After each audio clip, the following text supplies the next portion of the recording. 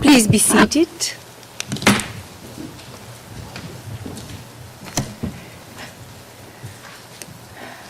We are now in the last session of today's hearing, and we shall proceed with the closing statement of the prosecutor.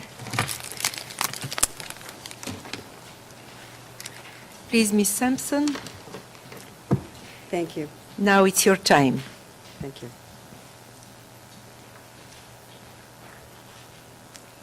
Madam President, Your Honors, the evidence presented at this confirmation hearing establishes substantial grounds to believe that Bosco Ntaganda is criminally responsible for the crimes as charged in the document containing the charges. During the course of its presentations, the prosecution has analyzed how the evidence proves the different elements of the crimes and of the modes of liability. It has presented direct evidence of these crimes, the context in which they were committed, and Bosco Ntaganda's individual criminal responsibility for them. The prosecution relies upon the evidence of 18 crime-based witnesses who are direct eyewitnesses and victims of these crimes. 8 UPC military insiders, including 1 child soldier, 2 UPC political insiders, 6 independent, neutral observers of these crimes, 3 of whom were permanently based in Ituri at the relevant time, and the 3 others conducted missions to Ituri for periods of time to investigate and assess the events in Ituri. We also rely upon 4 witnesses who were living in Ituri at the relevant time and who were in frequent contact with UPC FPLC leaders. We rely on videos depicting the events and contemporaneous UPC FPLC documents. The defense would have Your Honors believe that all of these witnesses, in their various roles and from their different vantage points, got it wrong. That those who directly participated in these assaults, those who were direct victims of them, and those who observed the assaults got it wrong. That somehow these witnesses are mistaken that UPC forces committed the crimes against them and their neighbors. The evidence of the 10 insider witnesses alone should be sufficient to satisfy Your Honors that there are at least substantial grounds to believe that the UPC FPLC forces committed horrendous crimes against the non-Hema civilian population of Ituri, and that Bosco Ntaganda bears responsibility for them. These high, mid, and low-level insiders provide detailed descriptions of the UPC's structure, the planning and execution of military assaults, the intentional targeting of civilians, the crimes committed by the troops, the lack of punishment for these crimes, and critically, Bosco Ntaganda's central role within the organization and in the establishment and pursuit of its policies. Bosco Ntaganda claims that he and his co-perpetrators could not have had a plan to occupy Ituri and expel the non-Hema civilian populations and take over their territory.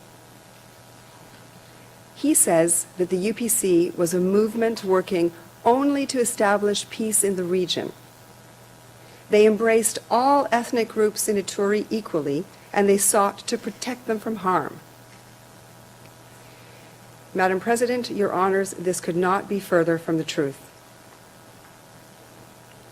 Let me recall the words of military insider P768, who gave evidence about Bosco Ntaganda's real intentions. which he said he heard directly from Bosco Ntaganda himself on multiple occasions. And I quote, "He was raising awareness amongst the militaries, and in particular, young Hema civilians, that he was arming. He would tell them the Lendu were our enemies and that we needed to exterminate them, to make them disappear and chase them away from these territories that we were occupying." End quote. This is exactly the common plan as articulated by the prosecution. It is exactly the policy and plan that Bosco Ntaganda agreed upon and implemented. It is what he ordered, committed, induced, and intended. At the very least, he knew it would result in the ordinary course of events. The public remarks of UPC military leaders does not undermine the critical evidence of their very own troops, as presented meticulously by the prosecution. Insider upon insider confirms that the UPC was targeting civilians. This practice and policy was very different from its public discourse. At the same time as they spoke of establishing peace, the UPC leaders were building an army, securing weapons and ammunition, waging assaults on various villages throughout Ituri, and planning, ordering, inducing, and tolerating the commission of crimes.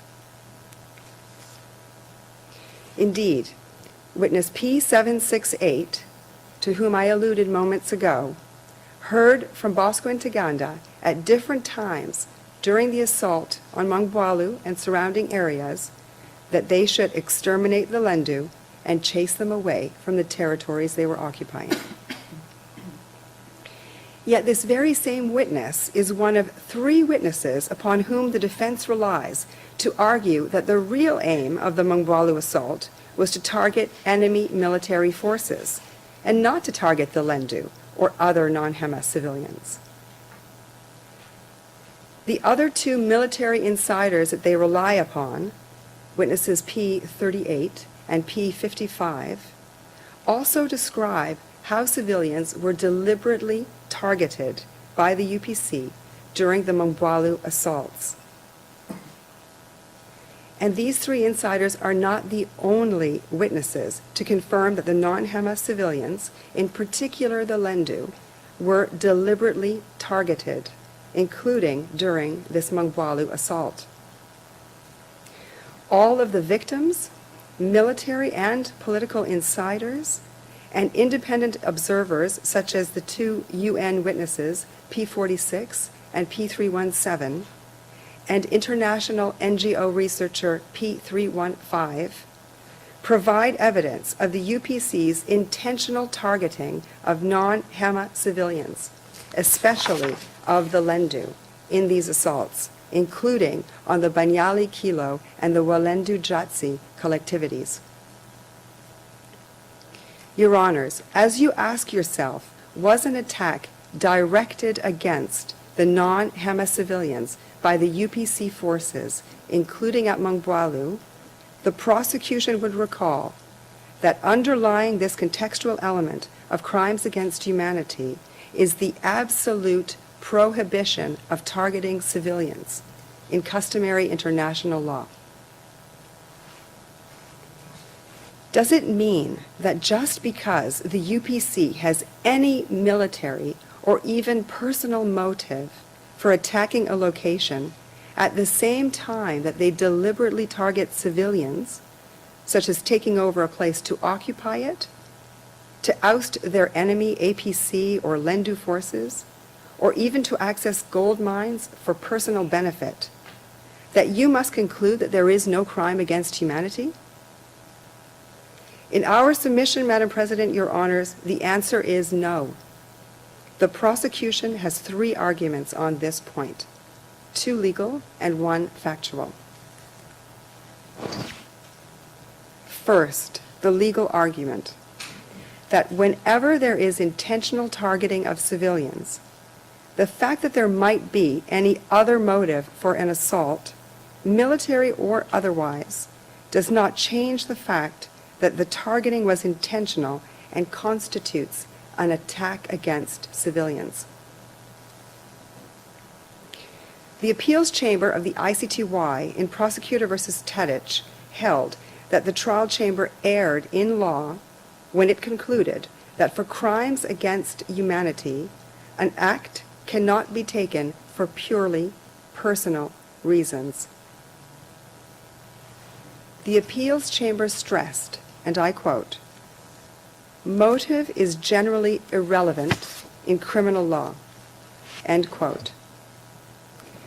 To illustrate their point, the ICTY appeals chamber referred to the prosecution's example of the crime of theft. Allow me to quote again. For example, it doesn't matter whether or not an accused steals money in order to buy Christmas presents for his poor children or to support a heroin habit. All we're concerned about is that he stole and he intended to steal. End quote. The ICTY appeals chamber also held in Prosecutor versus Blaskich that the trial chamber was wrong to conclude that there would be no attack directed against the civilian population in the context of crimes against humanity if there was any military necessity. The ICTY appeals chamber emphasized, and I quote, "the absolute prohibition on targeting of civilians," end quote.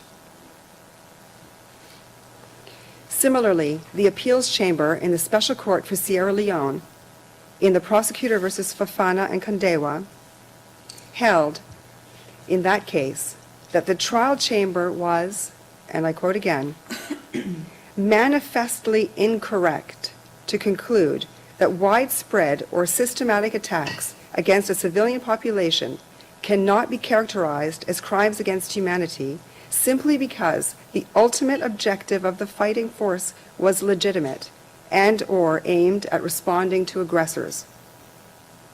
The rules of international humanitarian law apply equally to both sides of the conflict, irrespective of who is the aggressor, and the absolute prohibition under international, customary, and conventional law on targeting civilians precludes military necessity or any other purpose as a justification."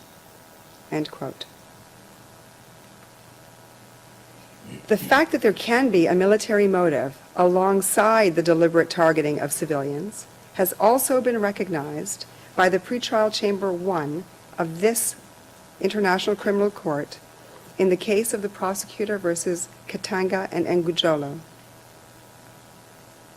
When confirming charges of both crimes against humanity and war crimes, pretrial chamber 1 held, and I quote, "Although there was a UPC military camp in the center of Bogoro village and UPC soldiers were based at this camp, the attack was not only directed against the military target, but also against the predominantly Hema civilian population of the village."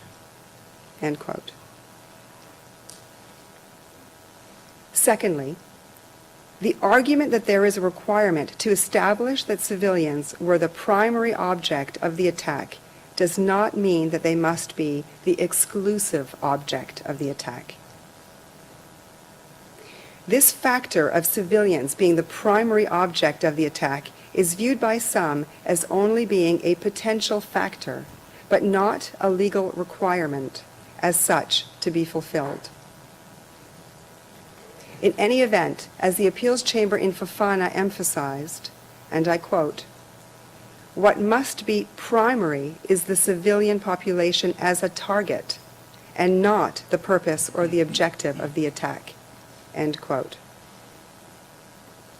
The appeals chamber in Fafana found that the trial chamber had misdirected itself in law when the trial chamber concluded that, quote, "The evidence adduced does not prove beyond reasonable doubt that the civilian population was the primary object of the attack.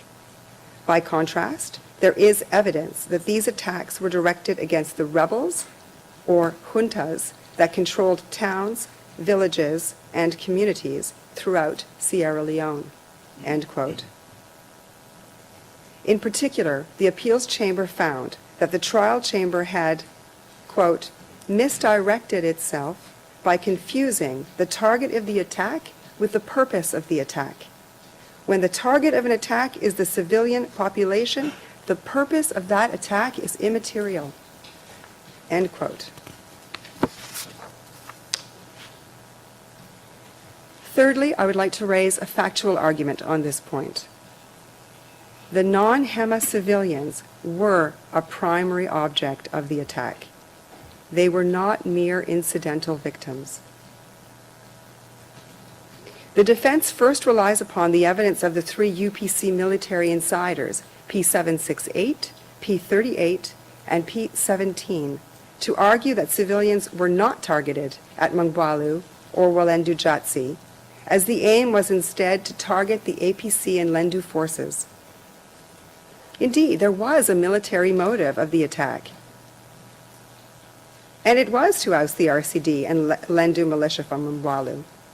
However, alongside that motive of ousting the enemy armed group was the criminal aim to oust civilians equally viewed as the enemy by crimes used as tools of warfare, including rape, murder, forcible displacement, pillaging, property destruction, and persecution. This is supported by the consistent accounts of the victims, military and political insiders, and observers in Ituri, including UN, NGO staff, and journalists. By way of example, I refer to the evidence of P768, P38, and P17, relied upon by the defense to argue it was the APC Lendu militia and not Lendu civilians who were the target of the attack. The prosecution recalls that all three state that for the Mangbalu assault, Bosco Ntaganda gave instructions to target and kill civilians, and that he targeted and killed civilians himself. P768 described how Bosco Ntaganda would often tell his troops, especially young Hema, that the Lendu were the enemy, needed to be exterminated, to be made to disappear, and chased away from the territories the UPC were occupying. P768 describes how before the Mangbalu assault, Bosco Ntaganda ordered the troops to arrest everyone from the Lendu tribes, even to eliminate them. P38 confirmed that it was a tribal war and all Lendu were the enemy, including civilians.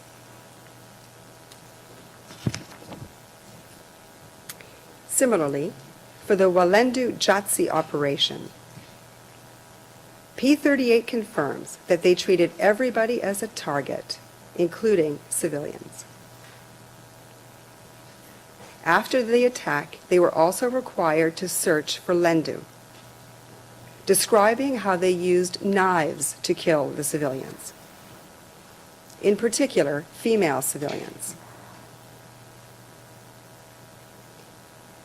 P17 and P38 describe orders before the Walendu Jatsi operation to clean out the villages, comb through them, flatten them, and kill everyone they would find, including civilians. All the other insiders were consistent in confirming the non-Hema civilians, especially Lendu, were targeted, including witnesses P10 and P758, who received the instructions from Ntaganda, in the case of witness P10, to kill Lendu civilians. Witness P55 said that once the UPC controlled an area, if any Lendu returned, they would be killed. Witness P16 confirms that 3/4 of villages that the UPC attacked were Lendu or Ngiti villages. Victims, including P22, P18, P19, and P113, gave consistent accounts of how, because they were Lendu, they were attacked. P19 and P113 were told that the Lendu were not humans.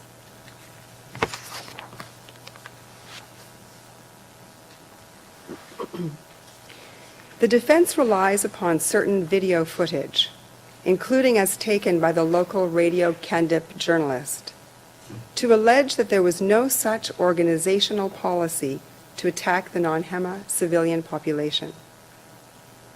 In particular, to suggest that the UPC FPLC and its leaders, Thomas Lubanga, Floribert Kisembo, Chef Yves Kawa, sought to ensure their troops did not attack Lendu civilians.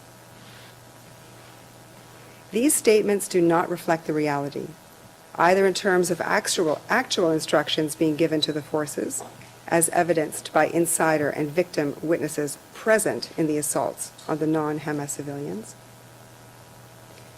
nor the reality of the policy adopted by the co-perpetrators, or the reality of what was happening on the ground. These public video transmissions, in which statements were made regarding UPC civilians, amount to UPC propaganda for political purposes, including for the foreign powers present in Ituri at the time. For instance, the video of Mongwalu, in which Floribert Kisembo and other UPC leaders, including Bosco Ntaganda, are seen interviewed by a Radio Kandip journalist. First, Radio Kandip has been described by witnesses as being used by the UPC as a propaganda tool and under UPC control at the relevant time. Second, it is clear that Floribert Kisembo is not speaking to Lendu civilians in the video.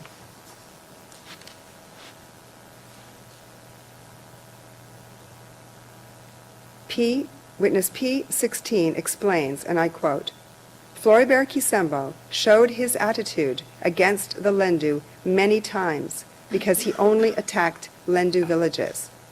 The Hema profited in creating the FPLC to make war against the Lendu, end quote. Witness P16 is a military insider. And what is the reality regarding Chef Kawa? He was prosecuted by a Congolese military tribunal for crimes against humanity and war crimes for his role in leading troops in the attack on Zumbe, and the crimes include murder and attacks on protected civilian objects. What was the reality regarding Thomas Lubanga? Witness P16 describes how he also viewed the Lendu as the enemy. And what was the reality regarding the UPC FPLC and its ethnic composition? Witnesses including UPC political insiders P41, P5, and PUSIC political insider P12, and military insiders including P16, confirm that the UPC FPLC was in reality a predominantly Hema organization and that the Hema had the power. The introduction of other ethnicities was again UPC propaganda. Those of other ethnicities include a token Lendu and Ngiti member of the UPC joining in fear. PUSIC political insider P12 states that the UPC was an exclusively Hema movement and that it had always been known as such. He said the UPC's suggestion that it was a movement created by the will of the people of Ituri was, and I quote, un vaste mensonge, end quote. P12 cites the example of one non-Hema appointed national secretary of the UPC, This individual, Dennis Akobe, referred to by the defense, told him that he became National Secretary of the UPC because he did not have a choice. He wanted to live in Bunia and had to join the movement to avoid being killed. Witness P41, a non-HEMA political person within the UPC, describes how non-HEMA in the movement were not involved in the decision-making within the UPC, and that non-HEMA were merely appointed. He says in French, and I quote, "pour donner une bonne image du mouvement," end quote.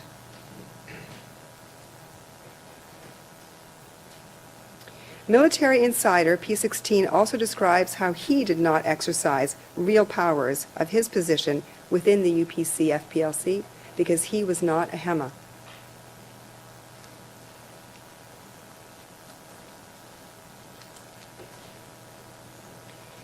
I will turn now, Your Honors, to briefly address some of the defense arguments.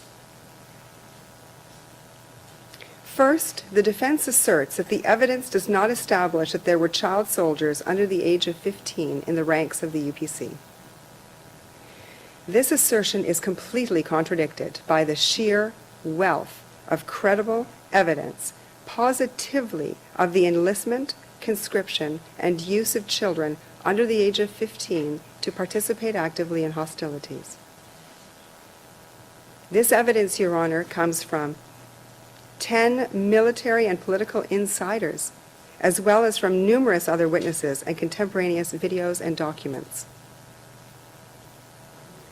The defense asserts that the prosecution is essentially required to prove the dates of birth of witnesses using objective elements, that the eyewitness accounts of numerous individuals who worked with, used themselves, demobilized, or saw frequently at the UPC headquarters cannot be relied upon because they are merely subjective and unreliable. The prosecution notes the findings of Trial Chamber 1 in the Lubanga trial judgment that, and I quote, "It is feasible for non-expert witnesses to differentiate between a child who is undoubtedly less than 15 years old and a child who is undoubtedly over 15, end quote.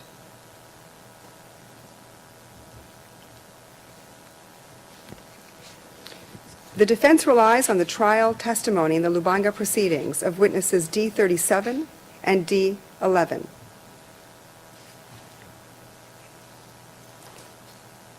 D37 stated that he was part of a HEMA self-defense force in Mandro, which was organized to defend the HEMA community under the leadership of Chef Kawa and Bosco Ntaganda. The witness recalls having joined the group in June 2002, and that it later became part of the FPLC after the takeover of Bunia in 2002. The witness asserts that while there were children under the age of 18 in the UPC, there were absolutely none under the age of 15. And certainly, he says, there were none in the escort of Bosco Ntaganda. This evidence is implausible and contradicted by a volume of credible evidence of the recruitment, enlistment, and use of children, both in Bosco Ntaganda's bodyguard and throughout the UPC forces. Defense witness 11 testified that he did not see any child soldiers in the UPC. If there were any, he said, and I quote, "perhaps they were in the interior," end quote. He explained that possibly there were children under the age of 15 within the umbrella of the UPC in the interior, but not in Bunia. These children, he said, might have sought food or protection, and although on occasion they were asked to carry out minor tasks, such as transporting military equipment, they did not receive military training. Witness D11 testified that he did not know whether children under the age of 15 were used in battle or were at the Rampara military training camp.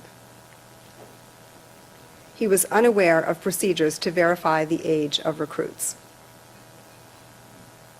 Notably, Trial Chamber 1 concluded in relation to this witness, and I quote, "The Chamber has taken into account the close professional relationship between this witness and the accused, and it has weighed his evidence in light of the other persuasive material that indicates there were children below 15 years of age in the FPLC.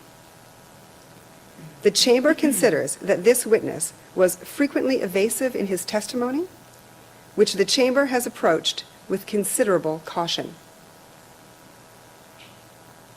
In the result, the Chamber has only relied on his account when supported by other credible evidence." End quote.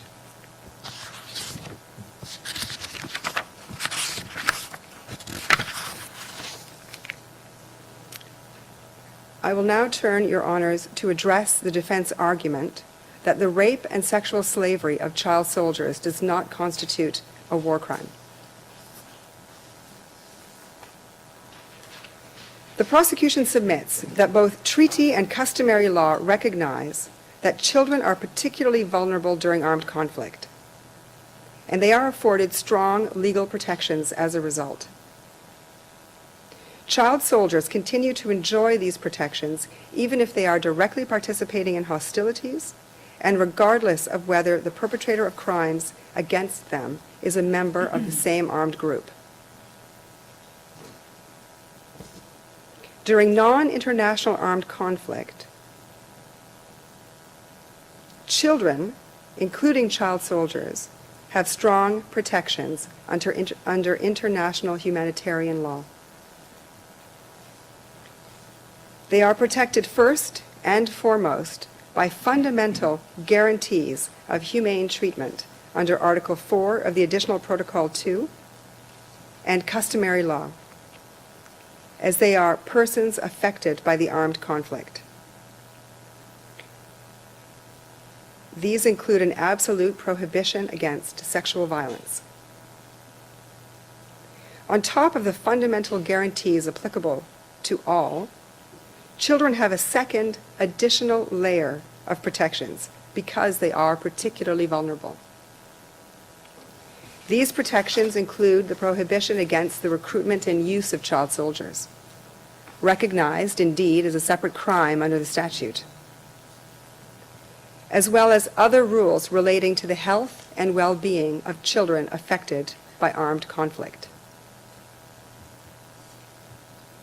The prosecution submits that in combination, the high levels of protection provided for children under treaty and customary law substantiate the proposition that children continue to enjoy these legal protections even when they are child soldiers. The prosecution recognizes that many child soldiers have active combat roles, and as a result, they directly participate in hostilities.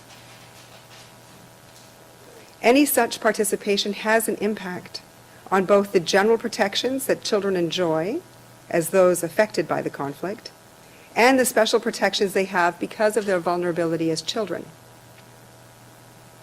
For such time as anyone, including child soldiers, directly participates in hostilities, they can be lawfully targeted and killed by the opposing forces, which are entitled to engage in legal military force against the enemy forces without a legal obligation to distinguish between the children and adults participating.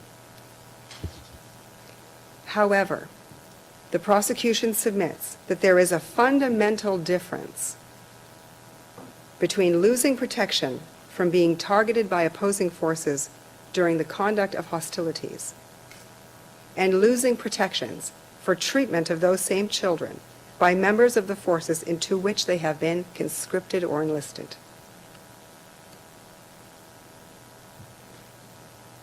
Whilst child soldiers may forfeit protection from attack by directly participating in hostilities, this does not impact on their other legal protections. This includes their protection against being subjected to sexual violence, a position supported by customary practice.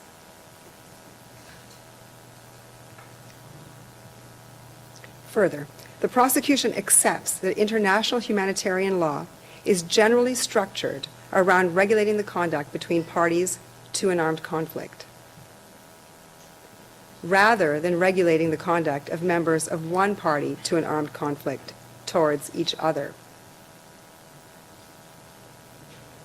However, the prohibition on the recruitment of child soldiers places the legal obligation on the commanders of the armed groups not to expose children to the risks of participation in the armed conflict by conscripting, enlisting, or using children in their forces. This is an exception to the traditional position because it regulates the party of a conduct to it regulates the conduct of a party to a conflict in relation to its own members. And the exception is made in order to provide explicit protections for children as a vulnerable group. Therefore, the fact that the conduct occurred within the party to an armed conflict does not present a barrier to the recognition of child soldiers as victims of rape and sexual slavery.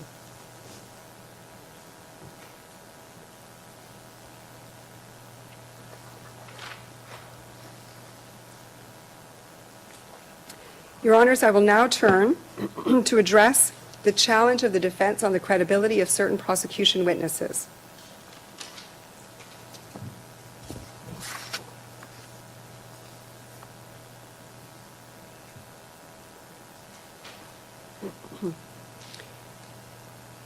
The defense makes a vague and unsubstantiated argument that the evidence of certain prosecution witnesses, and perhaps the entirety of the prosecution evidence, it is unclear, is called into doubt because of intermediaries.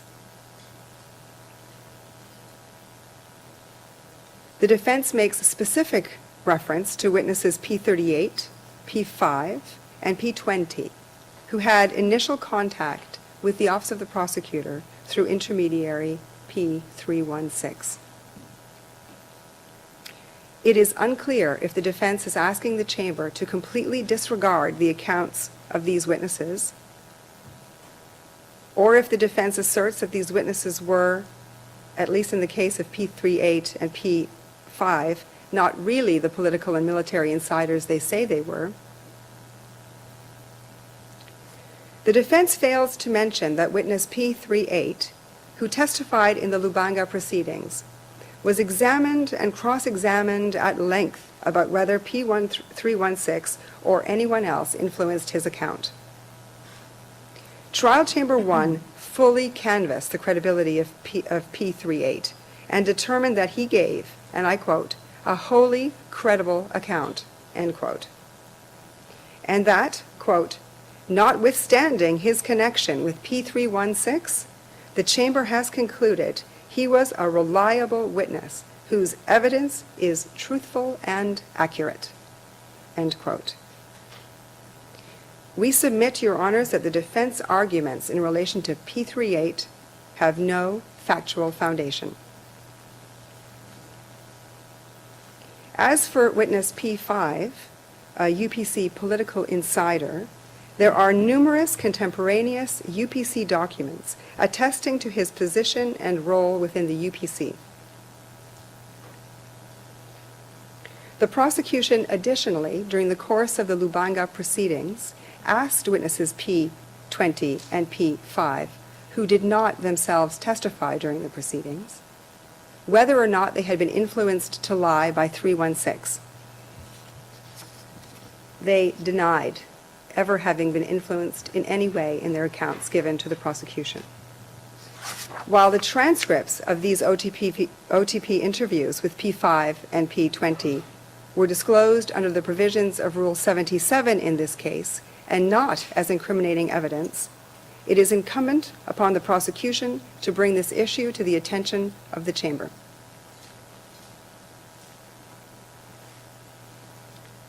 The prosecution also notes, in relation to defense witness D180001, that in his recent defense statement, he states that intermediary P316 influenced other persons to make false statements to the Office of the Prosecutor. It is noteworthy that in his under oath testimony in the Lubanga proceedings, this very same witness confirmed that he did not, in fact, know whether any other persons had been influenced to lie. And I quote from the examination of this witness in court. Question: you did not know that anybody else had lied to the OTP, isn't that right? Answer: yes, indeed. I said that in 2009. A little bit further in his examination. You said, and I quote, question, you said, and I quote, I am not aware of any other persons whom the intermediary recruited for the same purpose of providing information to the OTP. The intermediary did not give me any details about whether he contacted any other people who might become witnesses or to testify. I am the only person I know who had contact with the intermediary in these circumstances. That's what you told the investigator in June of last year, isn't that right? Answer: that is correct.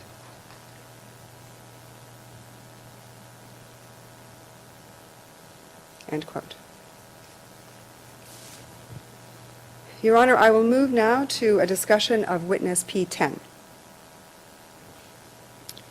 As for witness P10, Trial Chamber 1 noted that the defense in that case did not dispute that P10 was a soldier in the FPLC and found that the video material and P10's comments on it, quote, remain essentially unaffected, end quote, by its criticisms in relation to her age.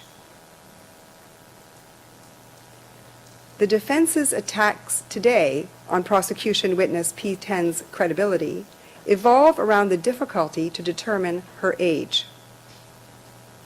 In various identification documents and accounts that she and other witnesses have provided, the date of birth of witness P10 is inconsistent. This led Trial Chamber 1 in the Lubanga judgment to decide that it could not conclude beyond reasonable doubt that witness P10 was under 15 when she was a UPC soldier.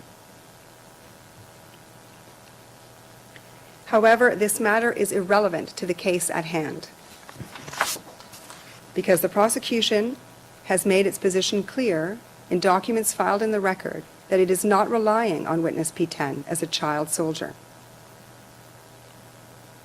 But witness P10's evidence as a military insider and as someone closely connected to Bosco Ntaganda remains highly relevant to this case.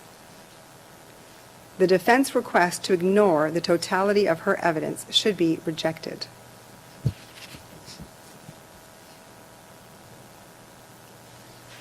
The defense complains, furthermore, of redactions to the identity of 4 witnesses. Witnesses P758, P13, P18, and P19. However, Article 68.1 and Rule 81.4 explicitly permit the redaction of the identity of witnesses for reasons of security at the confirmation hearing stage. This is appropriate at the pretrial stage, where, if charges are confirmed, the parties can explore fully issues of witness credibility at trial.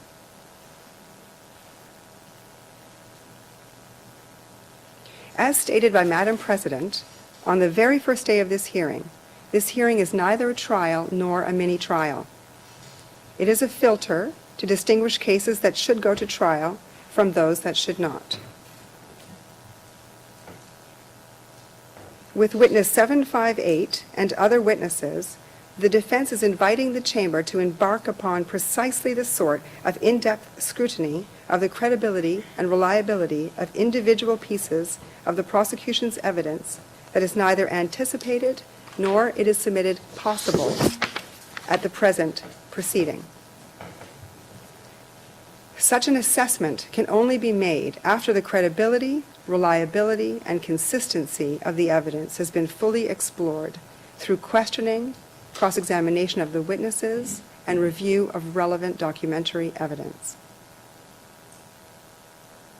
The presentation of witness evidence by way of written statements at the pretrial stage is considered the norm, given the nature and purpose of the hearing. The prosecution submits that the Chamber's assessment at this stage of the proceeding should be limited to assessing, firstly, whether the evidence presented is relevant and admissible, and whether it is in fact able to sustain the charges. The evidence upon which the defense is relying does not undermine the prosecution's evidence. At its highest, the evidence demonstrates that there are contested issues of fact which must be resolved by an in-depth examination of the evidence only possible at trial. Chambers of this court have held that the evidence is to be viewed globally and not in isolation in order to piece together an overall picture of events and liability. To conclude, Madam President, Your Honors, the prosecution's evidence establishes substantial grounds to believe that Bosco Ntaganda and the UPC conducted a widespread or systematic attack against the non-HEMA civilian population pursuant to an organizational policy. That the UPC-FPLC was a structured organization with the capacity to carry out violence. That an armed conflict, not of an international character, existed between on or about 2 July 2002 and 31 December 2003. That during the assaults on the Banyali Kilo and Walendu Jatsi collectivities in November-December 2002 and February-March 2003, Bosco Ntaganda and the UPC committed the crimes of murder and attempted murder, forcible displacement, attack against a civilian population, rape, sexual slavery, persecution, destruction of property, and destruction of protected objects. That Bosco Ntaganda and the UPC enlisted and conscripted children under the age of 15 and used them to participate actively in hostilities. That the UPC troops raped and sexually enslaved child soldiers. That Bosco Ntaganda personally committed crimes.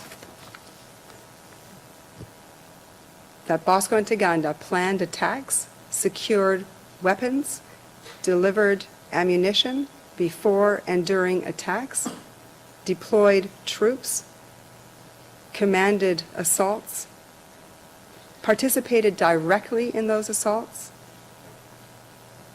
issued orders, insisted on respect for hierarchy, created sectors, promoted staff, had the power to discipline his troops,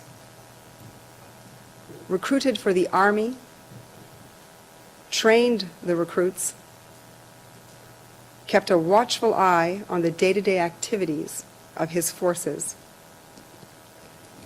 That he was the key commander in charge of operations and organization.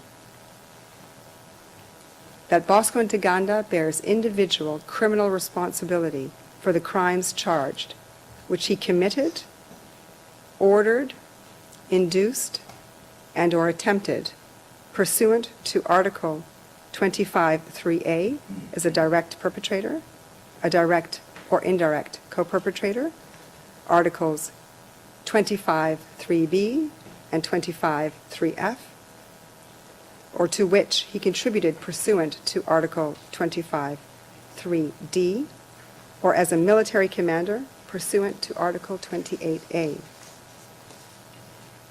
That he and his co-perpetrators contributed towards a common plan,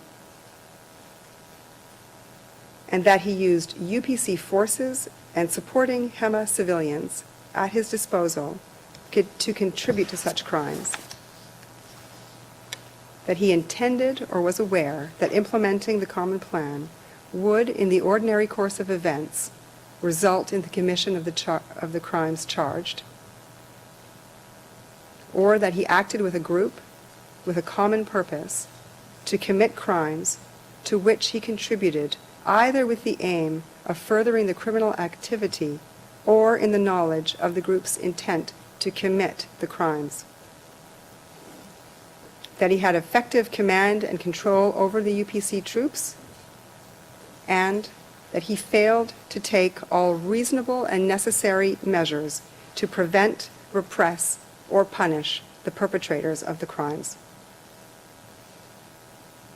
Madam President, Your Honors, the prosecution requests that the charges against Bosco Ntaganda be confirmed and that he be committed for trial. I thank you. Thank you, Ms. Sampson. I thank the team of the prosecutor for the concise and to the point closing statements.